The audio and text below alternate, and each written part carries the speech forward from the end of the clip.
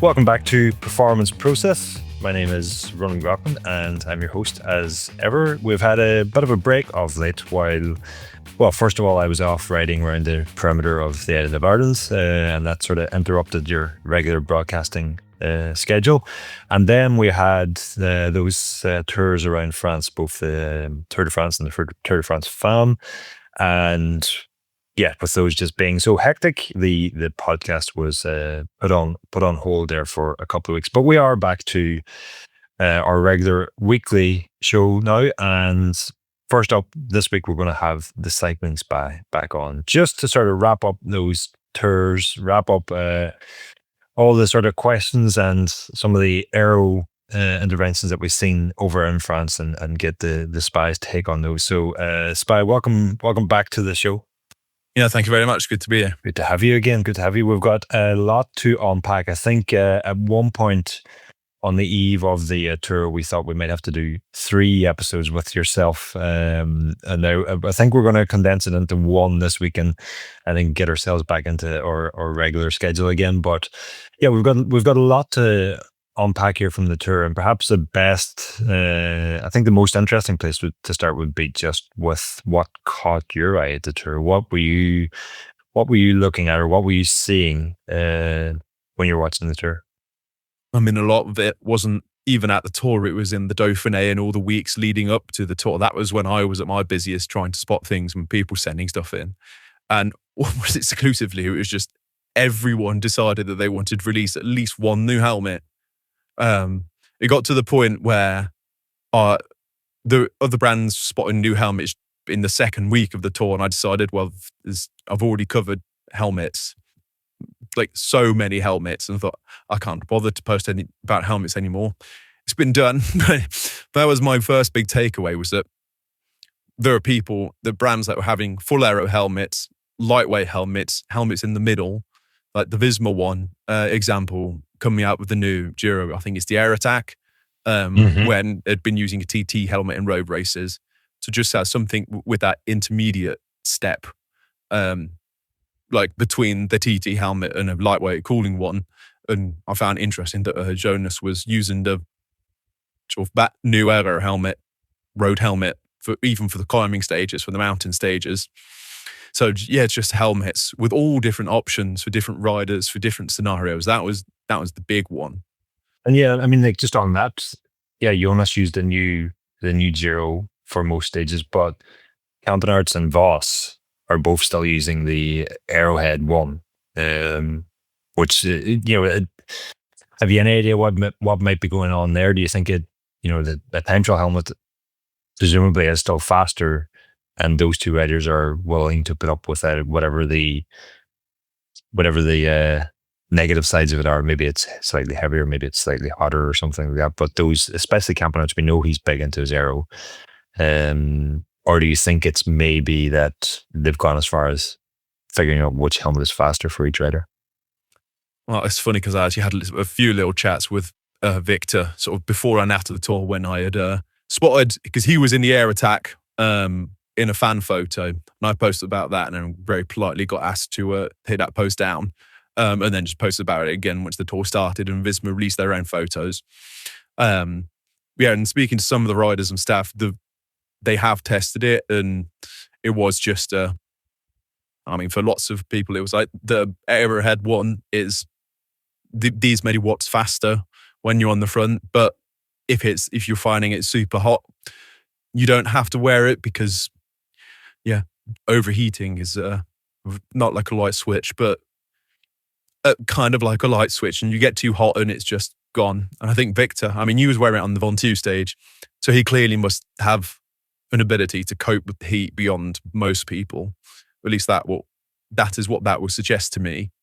That he's clearly quite comfortable in the heat. And I think Voss, again, she just wants to go faster. So we'll just choose the fastest option. Especially for the opening stages of the Tour de France Femme, there's not the crazy mountain stages. But they're having taken the yellow jersey and then taken it back, having lost it, and both won on stage and been second on stage so far. Yeah, you can see why it would make sense in the types of stages we've had so far there. Any other helmets that jumped out at you, or any others that caught your eye? I mean, it doesn't seem like we're yet at the point where aero helmets are just ubiquitous. It's like we do still see riders choosing lightweight and vented options, which is kind of different to elsewhere. I mean, we don't really see the lightest or most breathable of kit anymore because riders want the fastest kit. And the same with bikes at this point as well. But helmets seems to be still very much pick and choose. Yeah, I don't know why. I've never ridden those speeds on those climbs or at that level at all. All I know from my own experience is that you can quite quickly feel when your head gets hot and dripping with sweat. But there's just, I could only put it down to individual preference. Get into it later, talking about the TTs and the mountain time trial especially. But I think there are definitely some riders and some teams where what the riders feel like is best for them, even though it might not necessarily be what you would say best from a optimization engineering perspective. I think the rider's psychology still gets a massive play into their decisions. It would have a big factor in their decisions.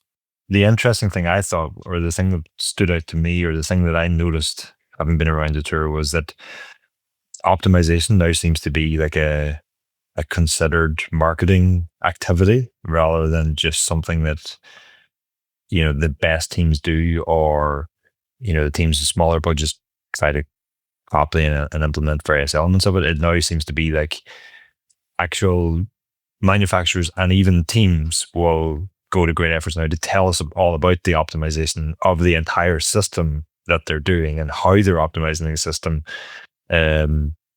Because it's I think it sells that type of information. This next segment might end up being a little bit of a Castelli ad. Essentially what we're getting at, because it's their little presentation before the tour in this like science and cycling conference, basically saying, oh yeah, we're this clothing manufacturer. We did an optimization project for Tim Merlier for sprinting for the Tour de France with the team. And this is the resource we have and the science that we can do. If you buy our products, that science goes into those as well. Being commercially cynical about it, but I mean it works. I mean, in the two sprints where they were actually riding against each other, I mean, obviously Philipsen wasn't there, but Merlier beat Milan by a grand total of half a bike length across two stages. Yeah. So, I mean, you could argue that both ways. You could argue that had Milan had any ounce of aeroness about him at all, and if he could hold his head like half a centimeter, he might have won. But he's all over the place, and at the same time, Merlier has like everything except maybe his bar width optimized. Then we've seen the result twice. Merlier. Yeah. I mean, they said essentially Merlier's existing skin suit was the fastest for him. But then they just made some new aero socks and just made them at a custom height to get just a little bit of performance. And again, just confirming that his position is the fastest for him. He's settled in naturally something really nice. And they sort of made reference in that how hard it is to actually measure road sprinter aerodynamics.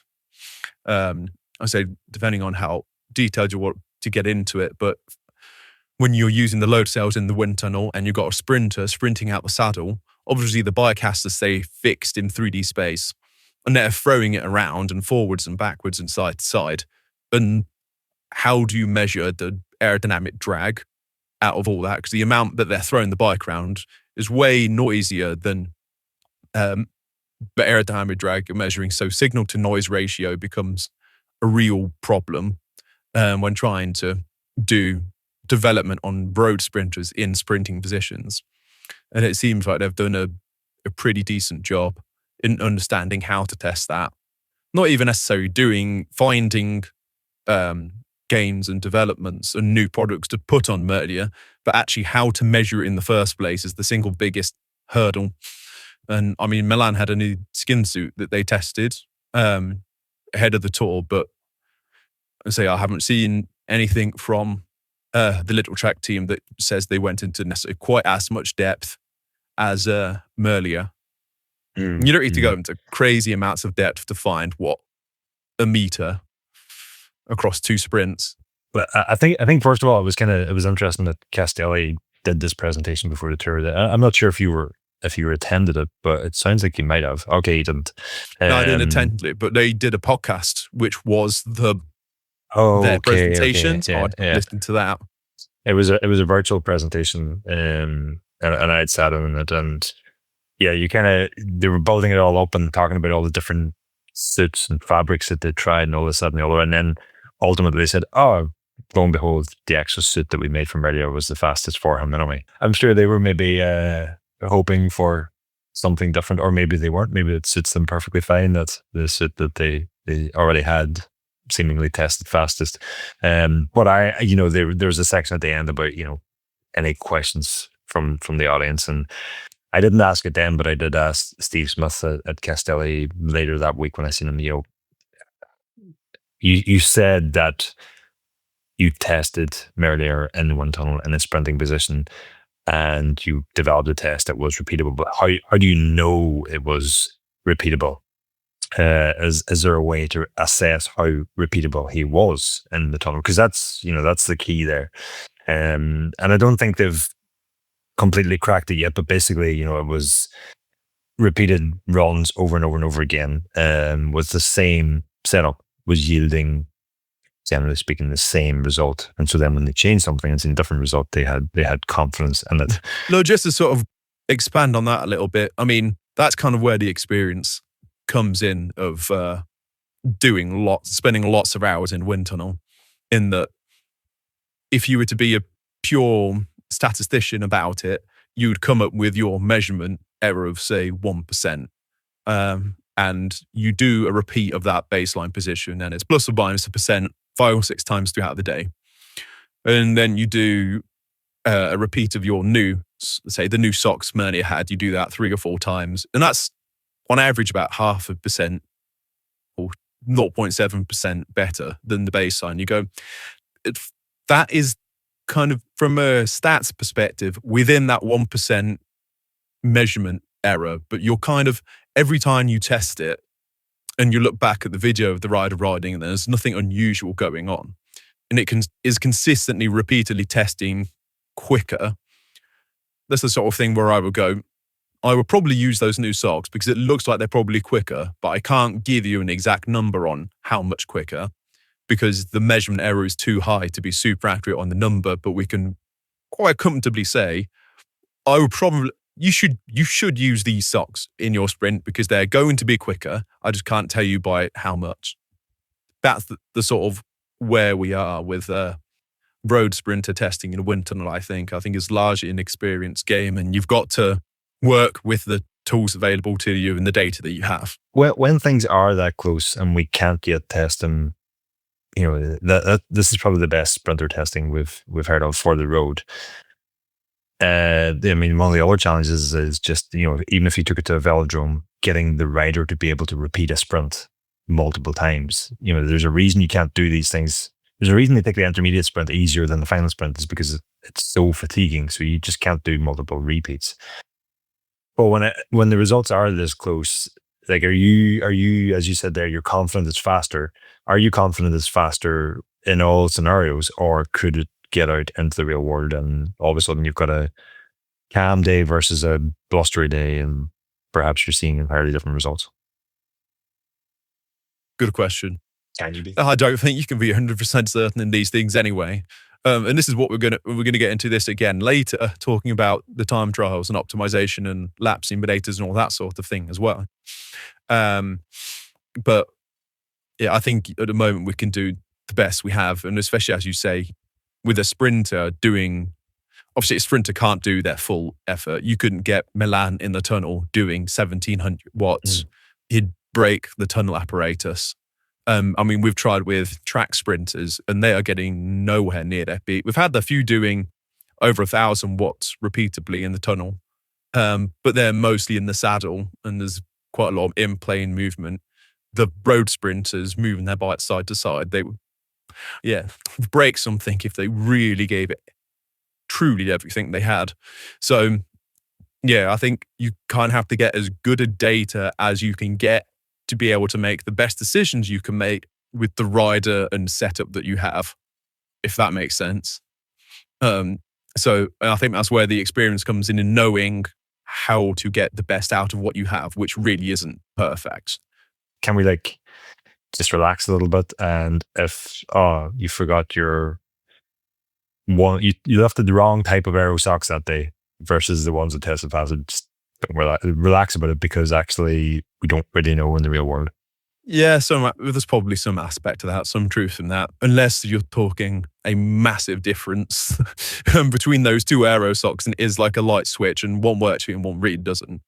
But yeah, I mean, there's margin of error, and there's a lot of what I have spent focusing on in my career up to this point is that how do you translate that testing environment into the real world? Because I mean, it's been discussed in all sorts of places, but if anyone hasn't bet up on those, like wind tunnels are generally designed to be as low turbulence as possible, or to have very specific turbulence targets so that you have a very repeatable experiment. Whereas outdoors, you have all sorts of chaos going on. And there's the global boundary layer with the wind through the trees and fields and mountains and lots of very localized airflows. And you can try and replicate all of that stuff into wind tunnels. You do get wind tunnels that can introduce turbulence and sudden gusts of wind as well. But what is actually the real world? And I think largely to this point, if you have a good enough methodology in a wind tunnel or on a velodrome or outside, whatever, most of those performances can translate to the real world. And I think we're starting to get into real fine details where actually we might need to start tweaking that. But up until this point, just from experience, that's matters works up until now. Did you hear that little bit of interruption in your ears there? No, I think it was the all the people who make drag measurement systems, aerometers, so to speak, screaming at their headphones like, "That's what you use our system for." Outdoor testing is where it's at. That's why you got to do all of it. That's why you got to do all of it. Yeah. One interesting, before we move on from that, Castelli had told us that Merlier was actually faster when standing than he is when seated, which I thought was fascinating. Yeah, I thought that was funny. It was not the first time I've seen it. Oh yeah.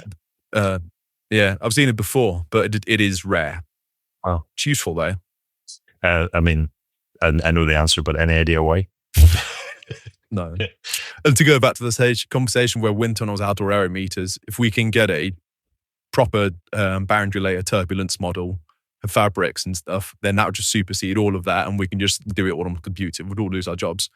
And then we'd really know why standing up was quicker. But that goes back to our previous podcast on why. We've got enough things to get into without going back into that. It wasn't just Castelli and Soudal Quickstep and Merlier. There was UNOX published I think they called it the UNOX Project Breakaway Tech Book. It was a PDF that they published on like the eve of the tour. And I mean, again, they've done some work here, but it's just like a new type of, what do you call it, activation or exposure for your sponsors, and that they've listed, within the PDF, they've listed everything that each of their sponsors provides and how that combines and contributes to making the riders faster. And they won a stage, so I had a rider in the top 10, so we can't really knock it. But did you see that PDF? Yeah, I saw it and quite enjoyed it. They didn't win the stage by much either, which, I mean, they had Van Poel chasing down. It was a close sprint. So in terms of brand activation, it's quite a good way to go and do it. I'm not sure if they would have told the owners, you need to win, but make it look close. So it looks like all our products made the difference. Come on, if they really worked, they would have won by minutes on his own. Yeah.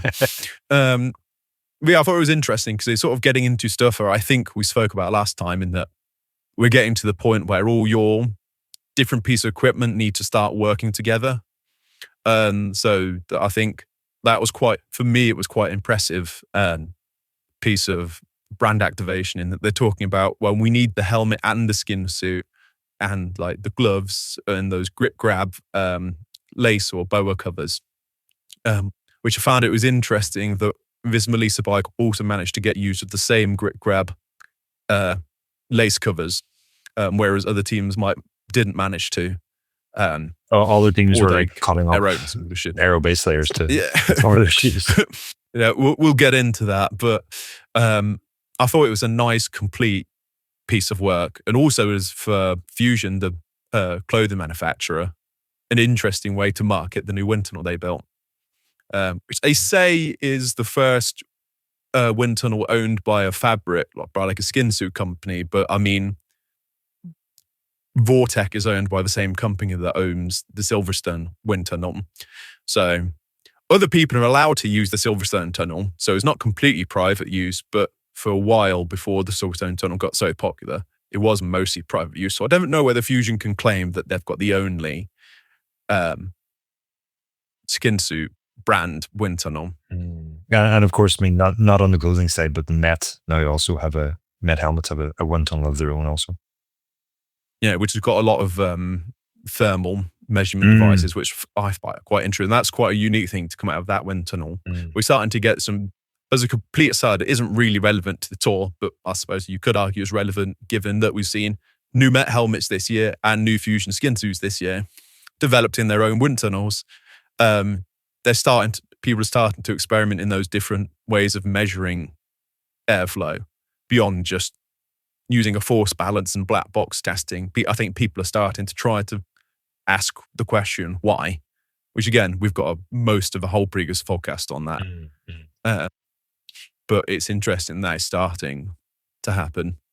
But going back to the Uno X, yeah, I think they are starting to understand that the mass market is now understanding optimization as a concept.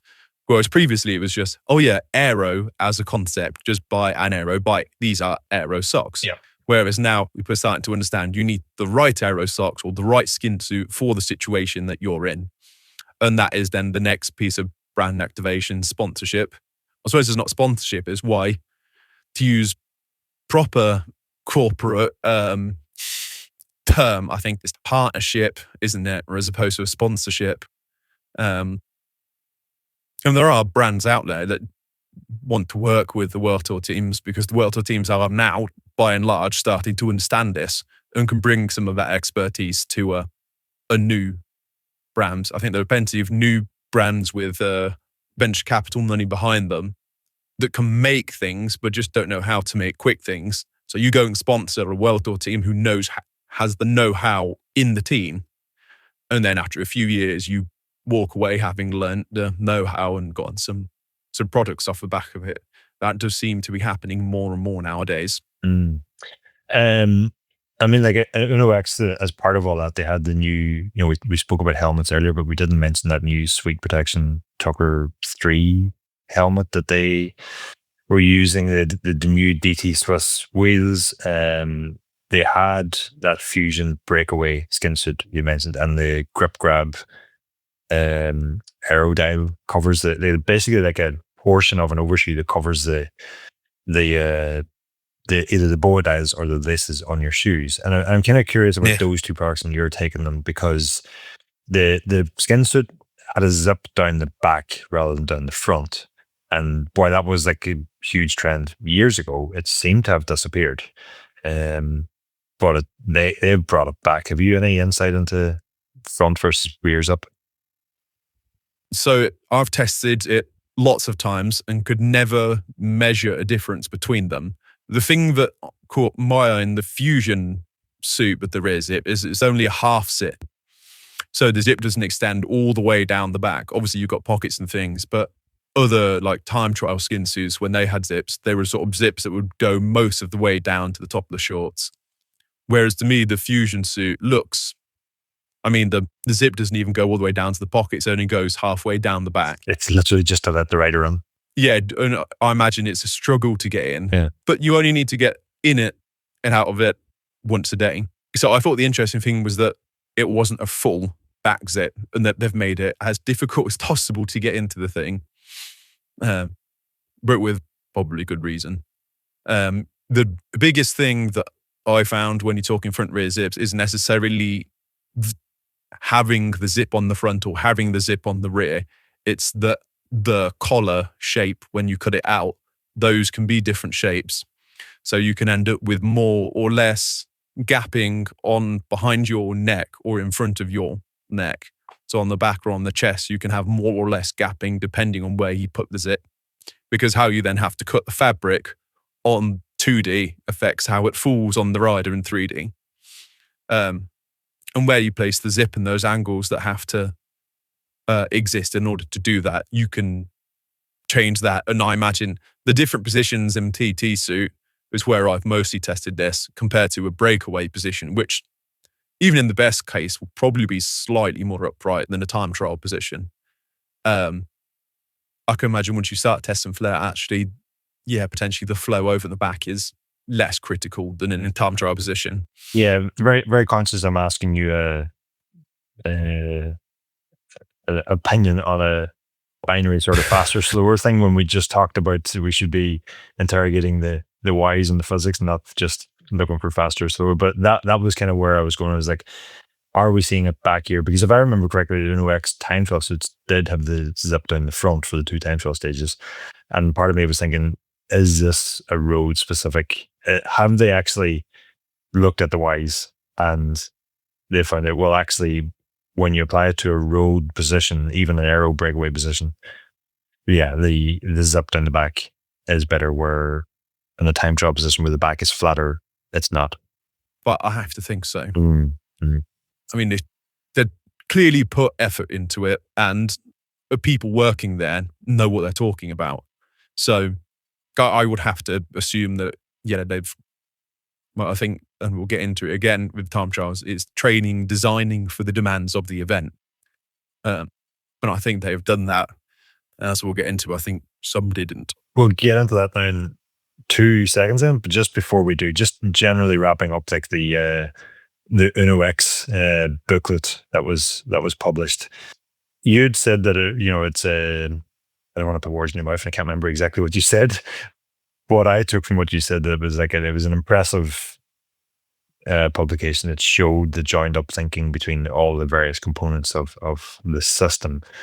I wonder if it's maybe just the start, because when I looked at it, I was like, oh, they've put this together, but they were sort of constrained by what they had available. I wonder if maybe in future we actually see a much clearer. At the moment, we're kind of like having to explain what the value is in this, but I wonder, like, going forward, when they're already 2 or 3 years with Ridley versus their first year with a new brand, do we start to see things that just are more obviously making sense coming out of it? I think absolutely. Sort of, as we were saying, the aero used to be the marketing activity. Now optimization is starting to be a marketing activity. I think it's that starting point that is key there. The sort of brands and teams are starting to go, oh, we can use having all these things, lots of brand new products for the tour as opposed to just the brand new bike, like it used to be. And I think moving forwards, as the brands understand the value of that, they will be more keen to work with each other rather than in pure isolation. And I think we'll just start to see, as we were sort of getting into last time, the bike rider equipment system looking more like one joined up design as opposed to lots of separate things stuck together. I think we're kind of at the start of that from the mass market perspective. There are individuals and other teams in more niche setting already looking at that, but in terms of mass market, I think we're starting to look at that sort of thing. And of course, when I was mentioning the brands that owned wind tunnels, I forgot to mention Specialized. Just maybe the biggest who've had a wind tunnel for a long, long time, and they're now venturing into even supplying their teams with clothing, and they're already doing the helmets, wheels, tires, every other shoes, everything else. They were obviously, I think, the first to do the lace covers with the sub 6 shoes. Was it sub 6 they were called? I think it was the sub 6s, yeah, because that's where for a while that you either had to cut up a pair of rubber over shoes or find someone that didn't want the covers from a sub 6. Or you could be very lucky, like I was. You could have got one of the first sub 6s where the laces actually broke holes in the shoes, and so you got a new pair under warranty, and you've had 2 sets of covers ever since. Yeah. No, I missed out on those. Yeah, and they brought back the lace shoes, but they didn't bring back the covers. Give it 6 months, we might see them back again, given that everybody else is now using them. Okay, folks, that's where we're cutting off the free version of this podcast this week. Just a reminder, if you head over to escapecollective.com/member, you can sign up now and you can get the entire podcast uninterrupted. You'll not have me butting in to cut you off or to remind you that you're not yet a member. And in doing so, you will be helping to ensure this podcast continues for many more episodes and months and years to come. So head over escapecollective.com/member now to sign up to Escape Collective and to get the entire episode of Performance Process, along with all of the other podcasts and written content that we publish on our website.